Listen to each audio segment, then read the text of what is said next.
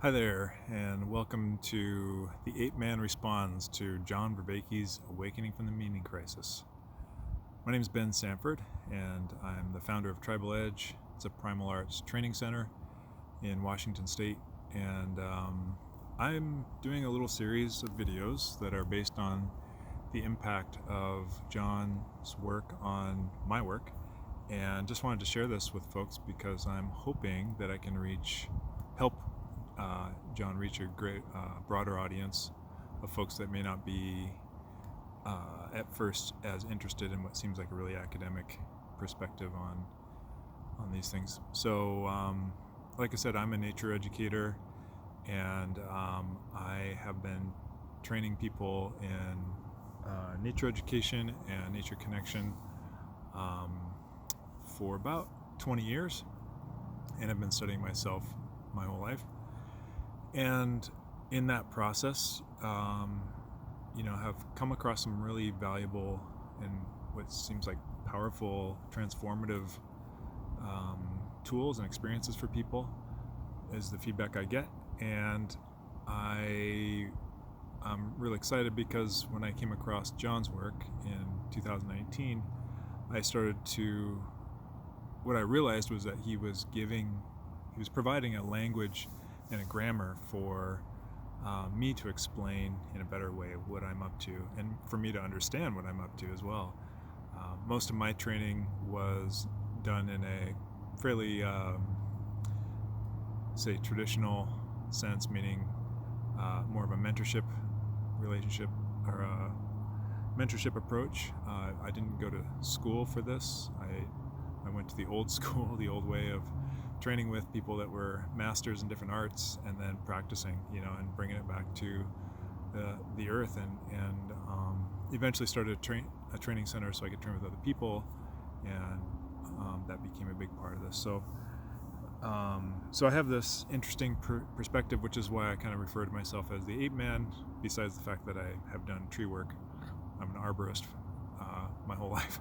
So there's that, but also because I came across the teachings that John's doing and this way of thinking from a very ground-up approach, bottom-up approach. This is something that, some of the insights that I've had and ways of understanding teaching and learning and growing and transformation and earth connection have been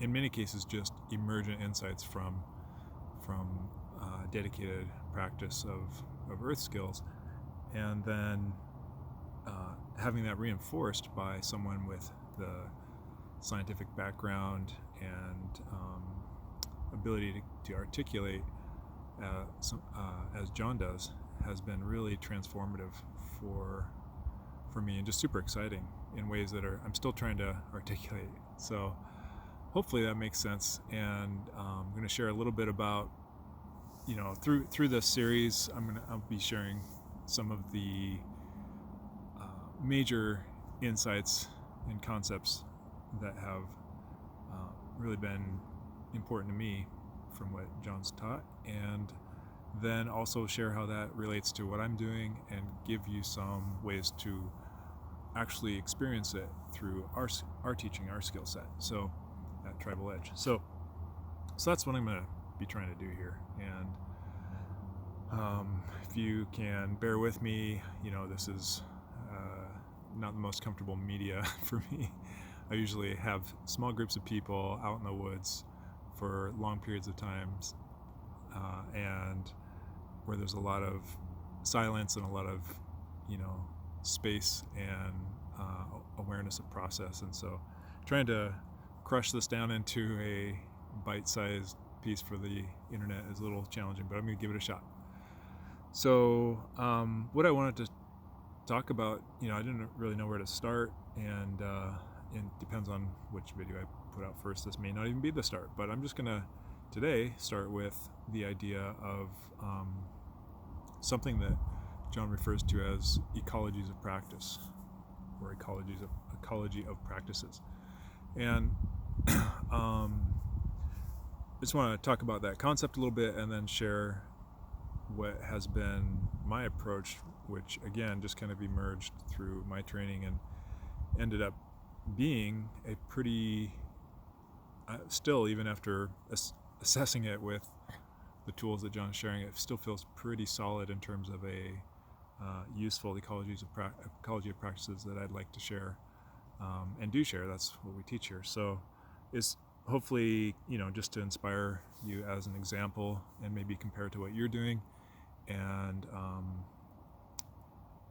so let's start there. So anyway, so John, in his Awakening from the Meaning Crisis series, is ultimately, looking to create solutions for the meta crisis, this meaning crisis that we're all suffering from in one form or another. And I'll leave it to his series if you want to check that out on YouTube, his free, amazing 50-part series, to really kind of dive into and discover what that means, because it's not easy to really just describe in a short period. But the important part, ultimately, I suppose, is that there are solutions for the meaning crisis, and it's the many ways that it's affecting us. And one of the ways that he addresses that is by, or suggests a solution, is by discovering or creating or reviving, again, ecologies of practice. So these integrated practices that have a way of checking and balancing each other, because no practice in itself is complete in itself.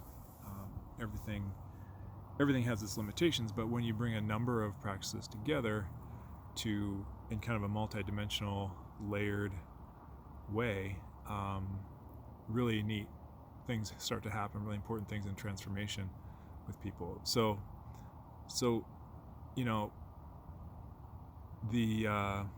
another aspect of this that's really important is that these practices, when they come together, that the effects not only be more or less sustainable, but also be transferable into other areas of life, so that you're experiencing something more than just a state change when you're out doing a cool activity and then go home and it's just same old.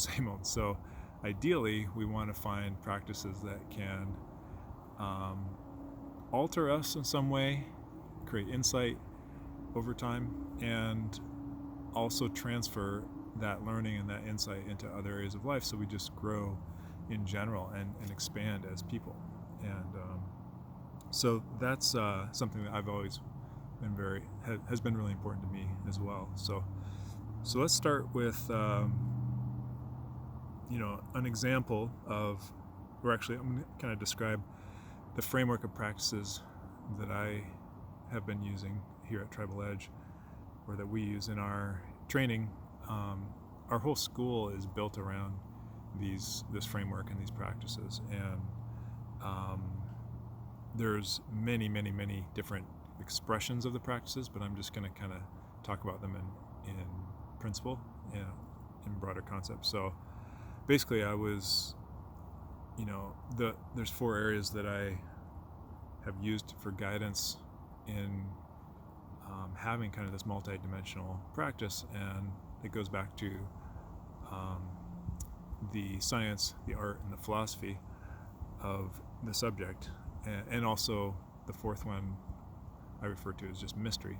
So in our training in nature connection, mystery is really important, because we're often in a very complex environment. It's not a known situation like a laboratory or a classroom. We're in the wild world, and so we're interacting with things with a lot of uncertainty and a lot of unknown and a lot of variety constantly. And things are changing and things are emerging, and so in order to embrace that and not to try to constrain it into a non-vital form or reduce it, oversimplify it, we look at it multidimensionally and holistically as much as possible. So one way I think of holistic is looking at something from as many perspectives as possible, and as many layers or levels as possible. if not simultaneously, then alternating between those, and giving you more insight into what the mystery in front of you is. And so this comes up very, as an example, this comes up with studies like tracking, which is the art of observation of your environment, but also interpreting the information that you're gathering in a meaningful way so that you can solve problems, and make decisions and whatnot. So being able to look at a mystery, say a track in your environment, and withhold judgment for a little bit and just make a lot of observations, and then be aware of when you are making judgments and interpreting, that's a really valuable skill in tracking.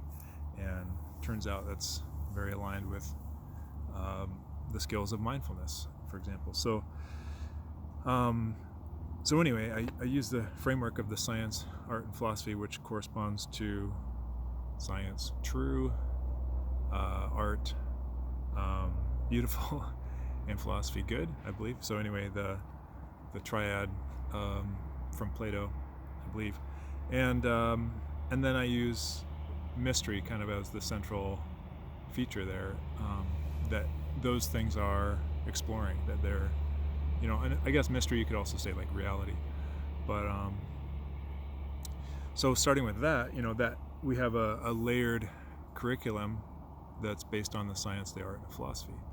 And so within each layer, say the science layer, we have 4 domains of study, and that's the different perspectives. And those are the primal skill sets that we focus on. They're kind of archetypal in nature, and they're basically tracking and awareness are kind of one thing. Survival, the primitive skills of living with the earth. Healing, and the role of the caretaker. And protection, or the ability to deal with conflict and survive combat. So those are the science level skills that or domains that we're focusing on, and inside of each of those obviously are a huge amount of material and skills to be explored, and within each of them there's also practices. So another layer that we focus on, if we go to the art layer, is kind of a meta layer of learning how to learn and observing your thinking, and exploring the training process itself from kind of metacognitive perspective. So this is where we focus on the self-development and the skills of perception, and turn the skills of tracking back onto the journey itself, the journey of learning. So a lot of awareness of process and the understanding of the constraints of the game and that kind of stuff. So, and I'll get into that in another video, but that is kind of that second layer that comes up right away, because as people get interested in these skills kind of demand a lot from you as a person, and you end up immediately running into yourself. And this is where the art and your relationship to the skills and to the process becomes really important. So then the philosophy is the layer within which also include a lot of the community. So because it takes place in introspection, but also in dialogue and in community kind of forum and discussion and conversation. And the context of all of these skills is held within the idea of supporting the community, or supporting the whole of the tribe, and that's a big part of it. So the philosophy layer is a lot about knowing yourself, your own blind spots and power, and gifts and whatnot, and then also the level of group or team where we can take action together and accomplish things, the level of, or the layer of community, and finally the layer of teaching and transmitting, and so this layer does, there's a lot of ethical and value type questions that come up in there, kind of purpose and meaning questions, and there's a lot of kind of addresses some of the existential type areas for people, and also a lot of the what would you call it, the epistemological layer as well. So there's, I kind of group that into the skills of philosophy. So it's the, the science is the praxis, the doing part, right? Those are the actual skills. The art is the poiesis and the making, the process part. And the philosophy is the theoria, the thinking and deeply reflecting on all of those things. And then there's the mystery and the aporia, the state of confusion, but meaningfully confused, knowing that you are in a liminal space and questing and searching and embracing that and being comfortable with that kind of mystery. So those that's kind of the basic framework that holds our curriculum together. Doesn't say much about the individual practices themselves, but the practices are the things the aspects of this that connect all these things. Each practice seems to kind of, each layer has its own practices, but they also interconnect deeply so that you can have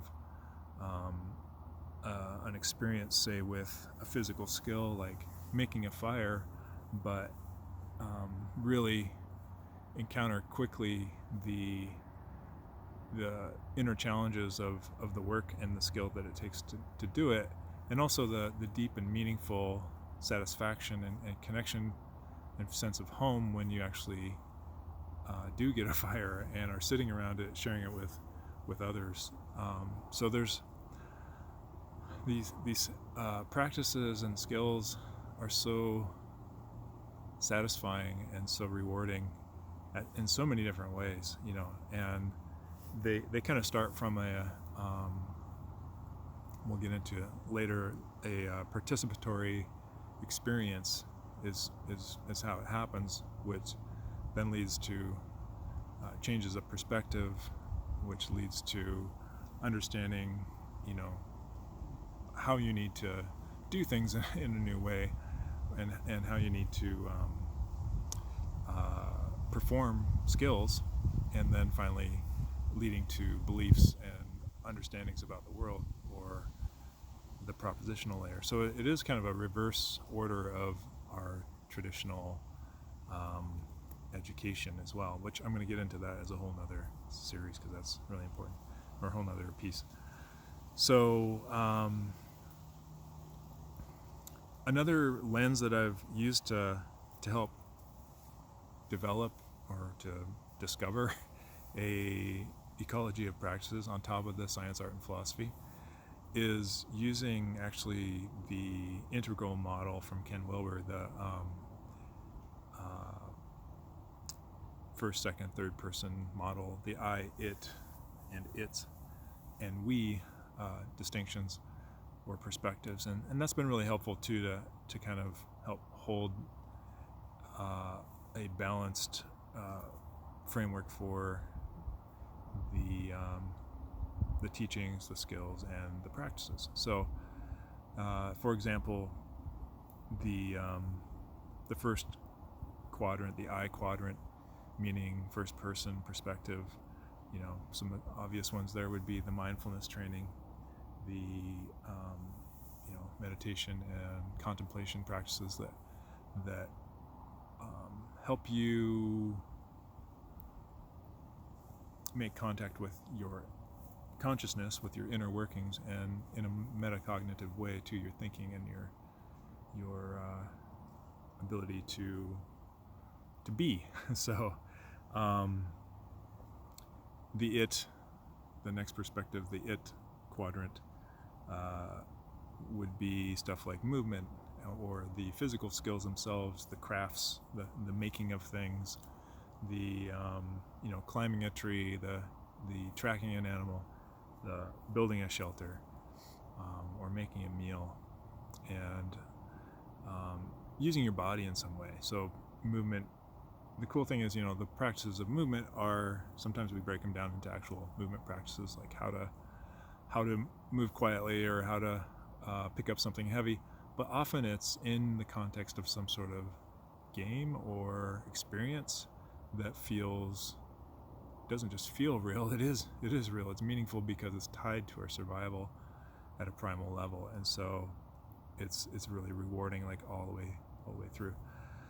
So that would be kind of the it level, and then the its level, that other distinction within the integral model of the systemic environment, would be our interaction with the earth. So if you are making a fire, one thing that comes up really obviously, I guess, and really quickly, is the need for firewood or materials to make a fire. And so one can just kind of go grab whatever's at hand to throw together to make a fire, or with a little bit of awareness and insight, you can start to study the landscape and get to know it in a way that you can see not only where the best firewood is, but where is the best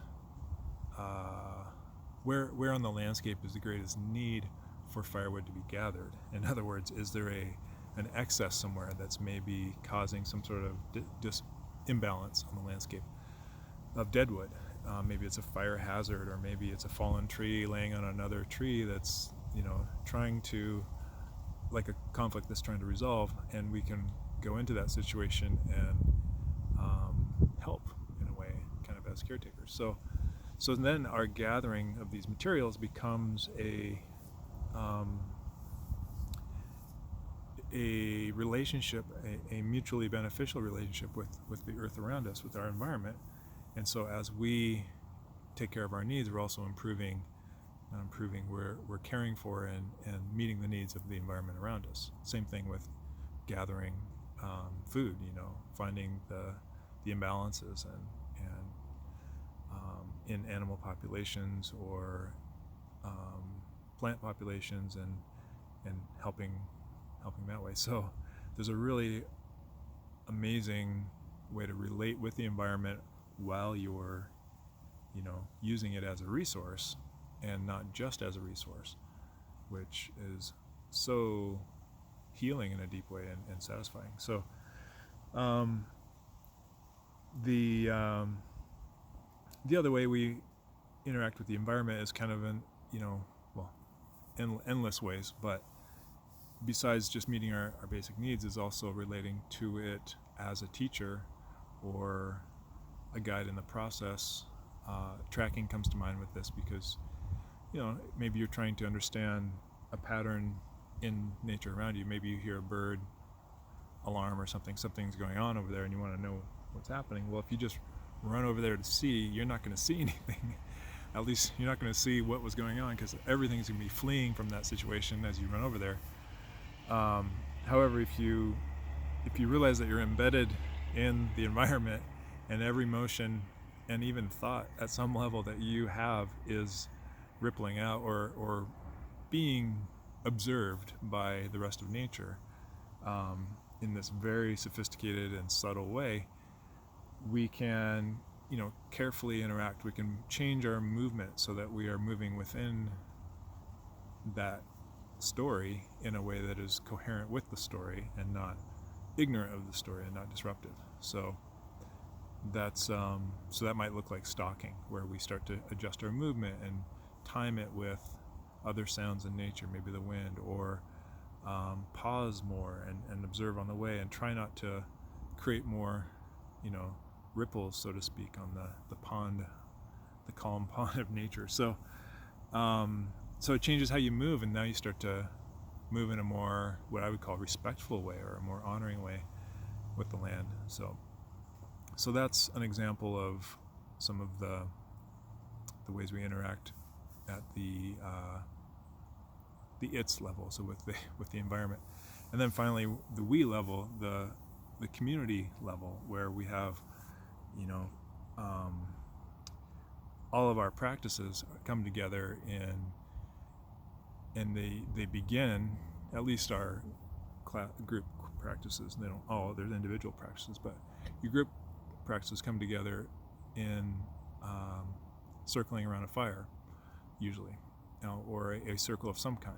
And there is a checking in process, an assessment of who's here and what's here with us. And then there's a space for gratitude, which is another powerful practice, which kind of softens our self-absorption and gets us more present and gets us embedded back into the environment.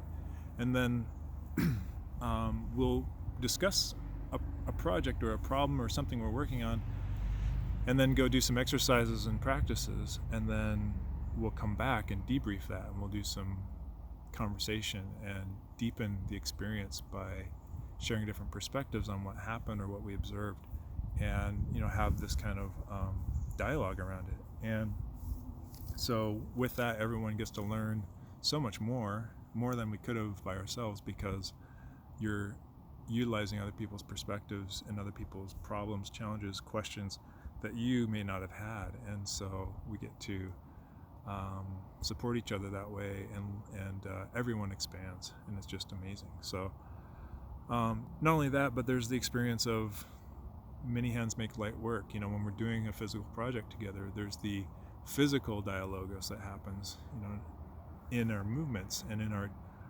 team effort, our group effort, where things can arise and we can solve problems and do projects in ways that no one of us could have done by ourselves. And it always feels amazing, and we can celebrate that. And there's so much more around the community and the tribe as well in that piece. So that's the we aspect. So those are some of the, I've used more frameworks, and I have a psychotechnology, as John calls it, to organize all of this, and I'll share that another time. But I just wanted to share some of these kind of the framework or approach of creating or holding, maybe generating an ecology of practices that has worked pretty well for our community. And I got really excited when I heard John kind of describe what was going on, because I knew intuitively that it was powerful, and I just didn't realize the depth of what was happening, really, and didn't have a good way to talk about it. So I thank John for that. So to leave you with something to do, though, if you want to try something that's in our kind of practice, I'm going to suggest one of our core routines or core practices, which is called the sit spot, or the sacred area. And basically, it's very simple, and you can touch on all of these modes of practice while you're doing it if you want. It can be a very integrated practice in itself.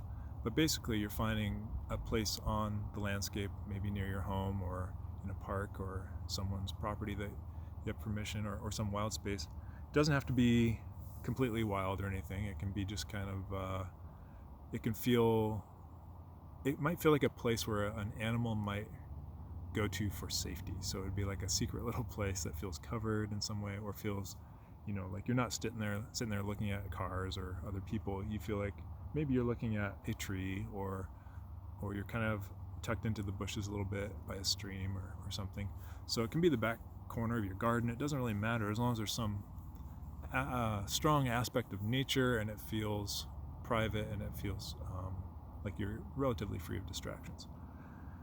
So that's the spot. But let's say you have a spot in mind, and instead of just walking out there like a person, you're going to you do the practice of approaching it gently and respectfully. And so you're going to take your time to get there, and kind of slow down your journey as you get closer and closer until you're almost at a stalking speed.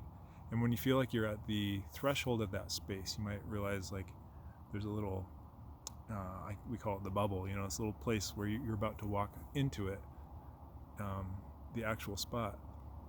Just pause and before you step in, just kind of acknowledging that transition, and then step into that place and quietly sit down. If you can stand, you can lay, it doesn't matter, but just get comfortable, and then get still and get quiet, and just see what you see. You're going to start just observing with your senses. You don't have to go into any deep meditation. You're just going to relax and observe and step outside of your normal world for a little bit. And then, if you have 20 minutes to stay there, great. If you have just a few minutes, fine. It seems like for some reason around 20 minutes or a little bit more is a very interesting amount of time for humans to blend back into their environment. So you might disrupt the environment a little bit when you're getting there, and the birds might kind of be agitated or whatever, but after about 20 minutes things will calm down and you'll kind of be to the baseline of what it was before. So just start, there's many things you can do at this spot. Obviously you could meditate, there's many practices you can perform there, but for now you're just getting to know it. So you're just literally observing it. You're looking around and absorbing the place with your senses. And I like to tell people, like, pretend you're trying to memorize it, like you're trying to know it in a way that you could describe it to someone else when you left. So, which is the last part. So when you're ready to leave, you quietly get up and start to move, and you've been still the whole time. Remember, very still, like a statue if you can, or like a tree, to see what animals come up close. But when you're ready to leave, you're going to leave in the same way, kind of a departful or a gentle departing, to where you're respectfully kind of stalking away, and as you get further away you might start to walk faster naturally, but there's something about that slowing down and then leaving in the same manner that's really amazing. The last piece is to write something down about your experience and consider that, or to talk to a friend about it. So that would bring in the dialogue piece, to where you can actually express your perspective to yourself as in the form of a journal, or to someone else, and just see what comes up from that. See what you recall, maybe what questions you might have about the place or how you felt, or anything else. And so that is an introduction to one of our core practices called the sit spot, or the sacred area, because after time that place does become sacred if you visit it often, which I recommend. So that is